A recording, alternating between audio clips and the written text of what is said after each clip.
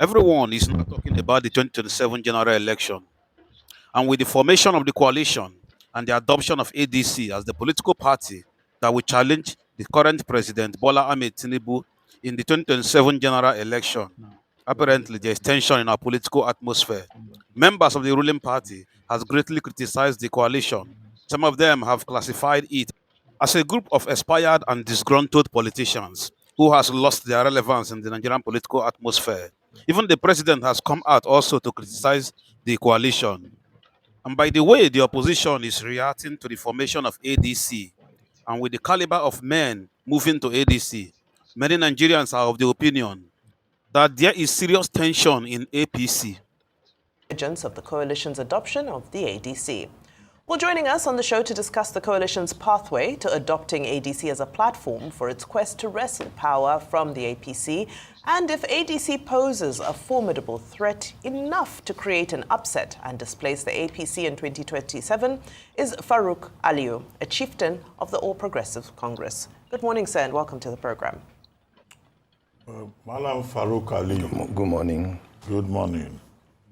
Well, ADC coalition opposition politicians are saying that the APC is panicking, jittery. In fact, that you people are afraid that what is coming is war. It's not just politics.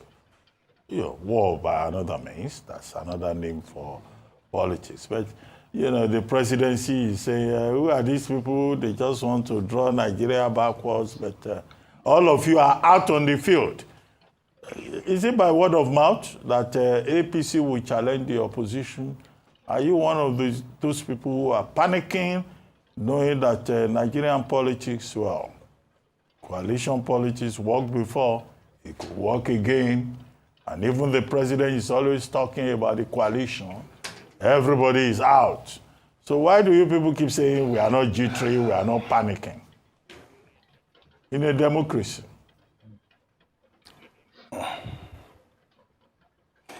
Well, in one swoop, you're saying we are jittery, and in the other one, you're saying we are not. Well, in the first place, I don't speak on behalf of the presidency, and I don't agree with what the presidency said, that these guys are posing a threat to democracy. I don't think so. But certainly, whether they are a threat to us, no, they are not. Certainly, they are not. We respect them. They are Nigerians like us. Most of them, virtually all of them, were part of us. I mean, we are part of the same team that we came together to dethrone PDP when Jonathan was the president. So, I mean, they are just part of us that have left. So, but I think the whole country should look at them. What is the difference between them and us in terms of what they have to offer?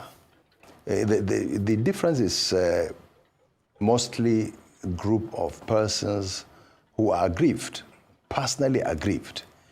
Because if you look at each and every one of them, they were part of us. What didn't they say about PDP? What didn't they say about, all other parties except the APC? So now it's a matter of personal, fulfillment. They are not happy, that they are not part of the government, and so they feel they should go and collect. And this coalescing of people against APC or the president, it will not go to work. It's not going to work, honestly. Because you see, there's a lot of difference between 2014 and this time around. If you look at them in the whole of the team they have, you don't have anybody like a Buhari of that time of 2014, when the whole country came together, to bring about change. So, and I'm sure Nigerians will keep asking, who are these guys? Were they not the same people who were abusing everybody all over the place for Tinubu and for APC? So it's about the elite fight, and I think Nigerians should understand and see them who they are. It's just about what they want to get personally. Simple, that's it. Okay, well, that's a fair and valid argument, but some people are saying that when we take the conversation back to the people, to the masses, the economy is biting. The conditions are harsh. Families cannot feed. Security is in a bad state. So some people are saying, well, what worked in 2014 was anything but. And it looks like we're back to a place where people might stand on the same mandate of anything but. What's your take on that?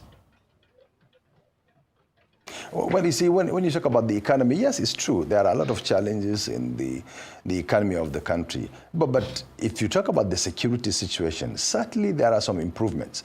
And you know, in terms of security, there are so many things that the security agencies do. You and I don't know. They don't say. They don't come to celebrate victories that they have, you know, overcome here and there and so on. But whether there are challenges in this country, yes, there are.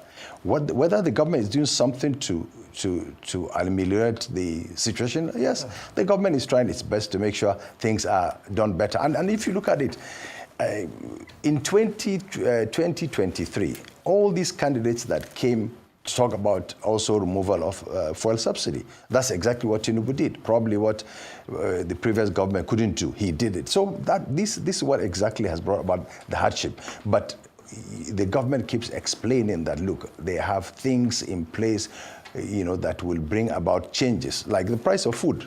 Whether you like it or not, certainly foodstuff prices have come down. So gradually, I think, let's give it a chance. And look, it's about democracy. If all we are telling the people at the end of the day, in 2027, if we can't come out with promises that we have made, the people have the right to reject us. But it's not about violence or fighting or abusing one another. Because as I told you, it is elite fight. Simple. It's just about us elites fighting, but not a matter of the people of the country that they are saying that all of a sudden they are talking about the masses of this country. Okay. I'm happy you have said it is elite fighting. So it's about you guys, not about us. But it is about your interests, not about our interests. It is about your livelihood, not about our livelihood. And I'm happy you used that word. And when you say food prices are coming down, I checked again. Maybe you want to say not all food stuff or not all food materials. It depends on what is going on. Because me, I'm not feeling that coming down in my pocket here in Lagos. So. But I want to raise a very particular concern. You are from the CPC bloc. You are Buhari men. But there's been discordant tune that this government has forgotten you, the Buhari men. In fact, there was some word in the news that you people were set to leave. You had to come out and say, oh, you are not going, oh, and all of that. But a lot of people still say there are agitations internally. In fact, one of you, the Buhari men, was El-Rufai, that has said, no, I can't take this. And a lot of people even felt you, the Buhari men, Association of the Buhari men, were not with El-Rufai, and you betrayed El-Rufai by not standing with him when whatever he was supposed to be giving part of his work in this government, it wasn't given. And all of you just quickly aligned like that. But you guys feel disgruntled. You feel like you've been pushed out of the equation. Are you satisfied? Are you happy?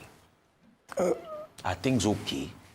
You can talk to me. You see, it is not, Dr. Rufai, it's not a matter of me now or CPC bloc, but let me address the issue of us, we the elite versus you. Rufai, you're one of the elites in this country as well. I mean, elites are elites. I mean, you and I that have seen the four walls of classroom and so on. Our Nigerian wife is also an elite, and of course, Dr. Abati. No, you know, I'm a struggling journalist. Point of correction. I'm a struggling journalist.